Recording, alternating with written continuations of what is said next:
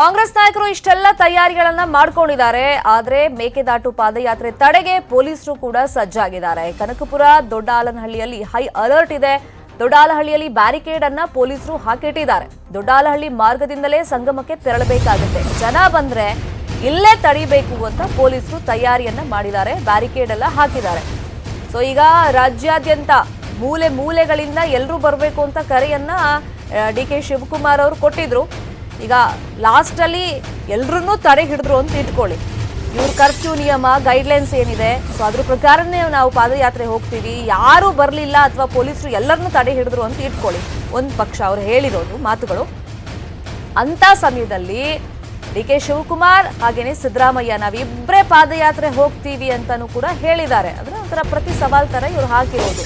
ಇಷ್ಟೆಲ್ಲ ತಡೀತಾರೆ, ಪ್ಲಾನಿಂಗ್ ಅನ್ನ ಮಾಡ್ಕೊಂಡಿದ್ದಾರೆ ಅಂದ್ರೆ ನಾವಿಬ್ಬರೇ ಹೋಗ್ತೀವಿ ಅಂತ ಹೇಳಿದ್ದಾರೆ. ಆ ಸವಾಲನ್ನು ಹಾಕಿದ್ದಾರೆ. ಮೇಕೆದಾಟು ಪಾದಯಾತ್ರೆ ತಡೆಯೋದಕ್ಕೆ ಪೊಲೀಸರು ಕೂಡ ಸಜ್ಜಾಗಿದ್ದಾರೆ. ಕನಕಪುರ ದೊಡ್ಡಾಲಹಳ್ಳಿಯಲ್ಲಿ ಹೈ ಅಲರ್ಟ್ ಇದೆ. ಬ್ಯಾರಿಕೇಡ್ ಹಾಕಿದ್ದಾರೆ. ಸೊ ಅಲ್ಲಿಂದಾನೇ ಆ ಮಾರ್ಗದಿಂದನೇ ಇವರು ಸಂಗಮಕ್ಕೆ ಹೋಗಬೇಕಾಗುತ್ತೆ. ಸಂಗಮದಲ್ಲೇ ಪಾದಯಾತ್ರೆಗೆ ಚಾಲನೆ ಸಿಗೋದು.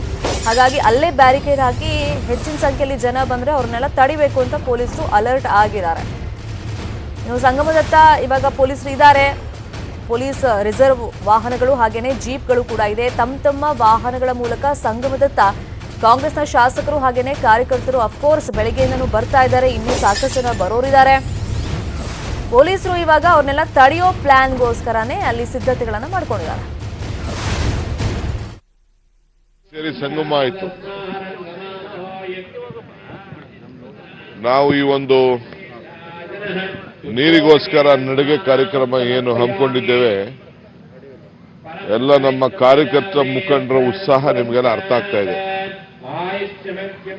ಸುಮಾರು 4,500 ಜನ ರಾತ್ರಿನೇ ಜಾಗರಣೆ ಇಲ್ಲದೆ ಇಲ್ಲಿ ಪೊಲೀಸ್ ಅವರು, ಡಿಪಾರ್ಟ್ಮೆಂಟ್ ಅವರು, ಡಿಸಿ ಏನೇ ಆದೇಶ ಮಾಡಿದ್ರು ಇದ್ಯಾರು ಬರಬಾರ್ದು ಅಂತೇಳಿ ನಿರ್ಬಂಧ ಮಾಡಿದ್ರು ಕೂಡ ಎಲ್ಲರೂ ಬಂದು ಇಲ್ಲೇ ಸೇರ್ಕೊಂಡಿದ್ದಾರೆ. ರಾತ್ರಿನೇ ಗಾಡಿಗಳಲ್ಲಿ ಮಲಗಿದ್ದಾರೆ. ಮಲ್ಲಿಕಾರ್ಜುನ್ ಖರ್ಗೆ ಅವರು ಈ ಕಾಡಲ್ಲಿ ಮಲಗಿದ್ದಾರೆ. ಮಲ್ಲಿಕಾರ್ಜುನ್ ಖರ್ಗೆ ಅವರು ನೀವು ಇನ್ನೊಂದು ಕಿಲೋಮೀಟರ್ ಮೇಲೆ ಹೋಗಿ ದೂರದಲ್ಲಿ ಇಲ್ಲೇ ಜಂಗಲಲ್ಲಿ ಅವರು ಕೂಡ ಇಲ್ಲೇ ಮಲಗಿದ್ದಾರೆ. ಸುಮಾರು 84 ಜನ ಶಾಸಕರು, MLC MLAಗಳು ಈ ಗಾಲಿ ಇಲ್ಲೇ ಬಂದು ಸೇರ್ಕೊಂಡಿದ್ದಾರೆ. ಸುಮಾರು 9 ಗಂಟೆಗೆ ಇದು ಬಂದು ಇಲ್ಲಿ ಕಾರ್ಯಕ್ರಮನ ಇವತ್ತು ಉದ್ಘಾಟನೆ ಆಗ್ತಾ ಇದೆ.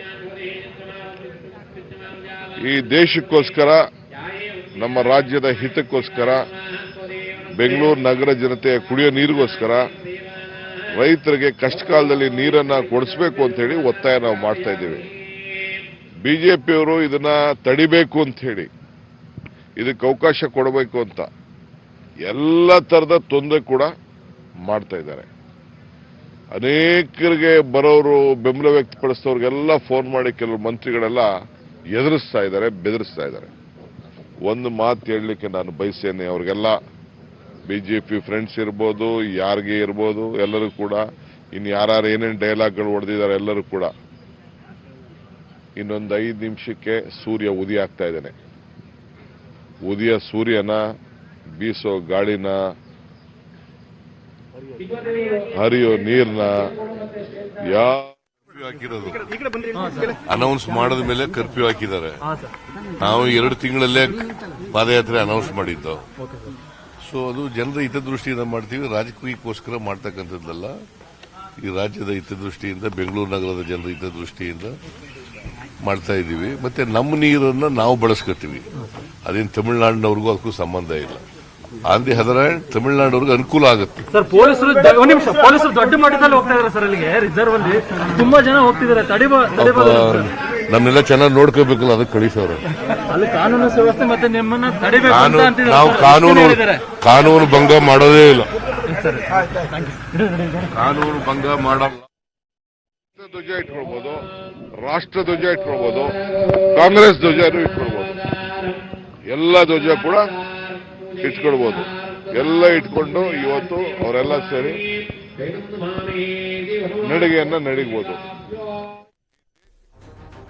ಕಾಂಗ್ರೆಸ್ನ ಪಾದಯಾತ್ರೆ ವಿಚಾರ